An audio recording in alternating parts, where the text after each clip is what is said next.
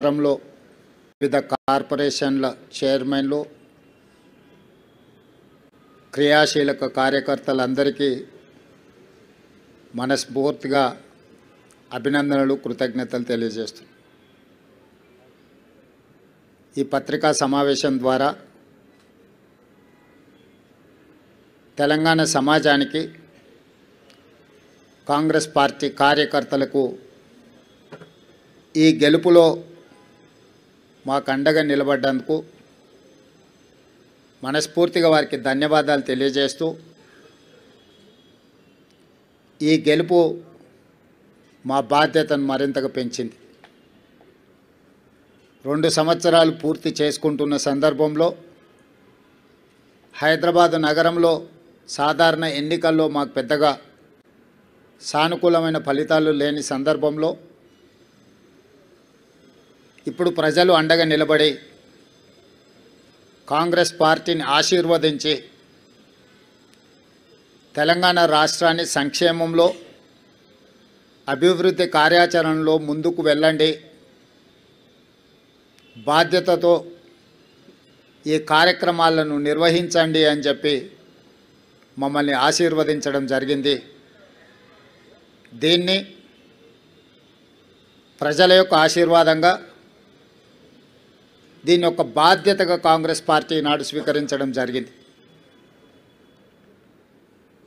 ఎన్నికల్లో నెగ్గితే ఉప్పొంగిపోవడం, ఓడిపోతే కుంగిపోవడం అనేది కాంగ్రెస్ పార్టీకి తెలీదు. కాంగ్రెస్ పార్టీకి తెలిసిందల్లా ప్రతిపక్షంలో ఉంటే ప్రజా సమస్యల మీద పోరాటం చేయడం, ప్రభుత్వంలో ఉంటే ప్రజా సమస్యల్ని పరిష్కరించడానికి నిరంతరం ప్రయత్నం చేయడమే కాంగ్రెస్ పార్టీకి తెలుసు. అందుకే శతాబ్దం పైగా ప్రజల ఆశీర్వాదంతో మనుగడ సాధిస్తుంది కాంగ్రెస్ పార్టీ. అంటే ఈ సూత్రాన్ని తూచా తప్పకుండా పాటించడం వల్లనే ఎన్ని ఒడిదుడుకులు వచ్చినా, ఎన్ని గెలుపు ఓటములు వచ్చినా కాంగ్రెస్ పార్టీ ఇంకా ప్రజల మధ్యన మనుగడ సాధిస్తున్నది. అందుకే ఈనాడు జరిగిన జూబ్లీహిల్స్ ఉప ఎన్నికల సరళిని మీరందరూ గమనించారు. ఇందులో ప్రజలు విలక్షణమైన తీర్పునివ్వడమే కాకుండా పోలైన ఓట్లలో 51% కాంగ్రెస్ పార్టీకి ఓటు వేయడం ద్వారా ఎప్పుడూ లేనంత బలం, ప్రజాబలం ఈనాడు కాంగ్రెస్ పార్టీకి వచ్చింది, కాంగ్రెస్ పార్టీకి చెందింది. ఈ ఎన్నికల్లో దాదాపుగా 51% ఓట్లు కాంగ్రెస్ పార్టీకి, 38% ప్రధాన ప్రతిపక్షమైన బీఆర్ఎస్ పార్టీకి, 8% భారతీయ జనతా పార్టీకి ప్రజలు ఓట్లు వేయడం జరిగింది. దీని ద్వారా ఎవరి పాత్ర ఏంది, గత 2 సంవత్సరాల నుంచి ప్రజలు నిశితంగా గమనించి ఒక నిర్ణయానికి వచ్చి ఈనాడు ప్రజలు ఈ విధమైన తీర్పును ఇవ్వడం జరిగింది.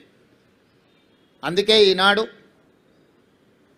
ఈ బాధ్యతను తీసుకొని ముఖ్యంగా తెలంగాణ రాష్ట్ర బడ్జెట్లో 60 నుంచి 65% ఆదాయము ఈ జంట నగరాల నుంచి, ఈ ప్రాంతం నుంచే మన ప్రభుత్వానికి వస్తున్నది. ఇక్కడ వస్తున్న ఆదాయాన్ని రాష్ట్రం నలుమూలల సంక్షేమం కోసం, అభివృద్ధి కోసం ఖర్చు పెడుతున్నాం.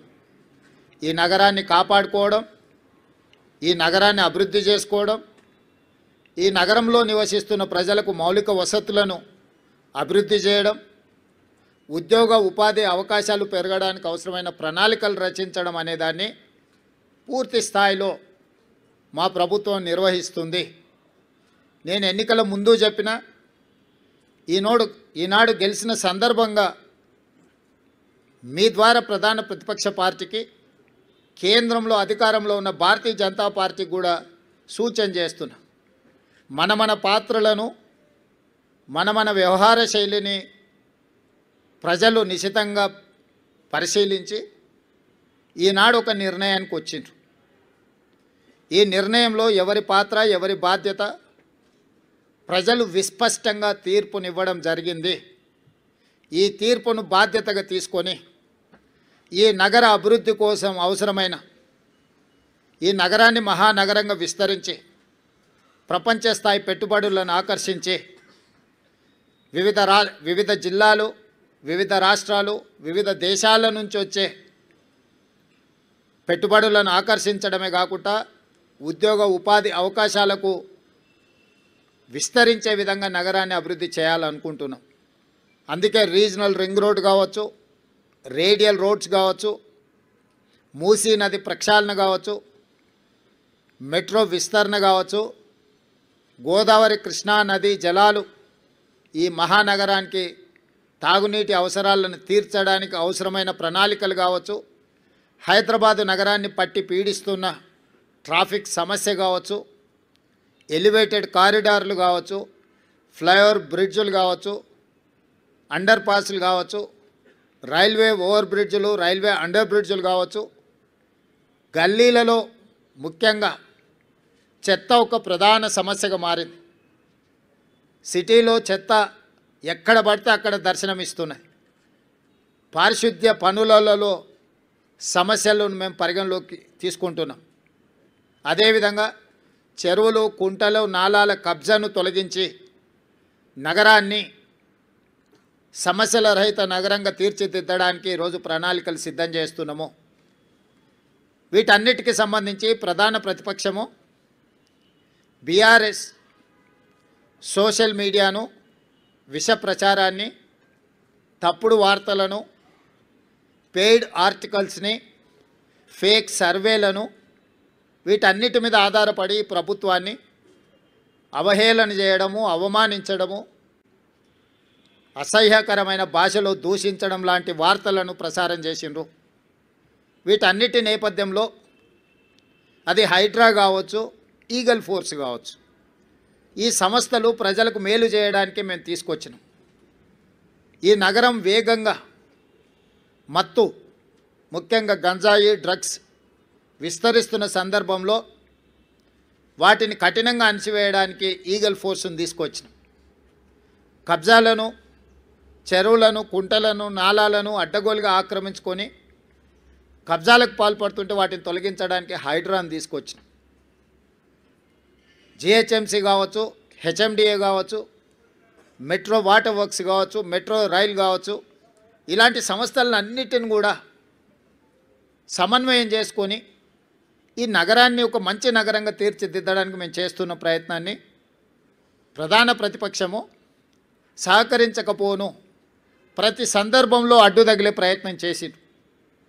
మూసీ ప్రక్షాళనకు సంబంధించి మూసీ ప్రాంతంలో నివసిస్తున్న వాళ్ళు ఎవరు అది అద్భుతంగా ఉంది అని అక్కడ ఉండడం లేదు.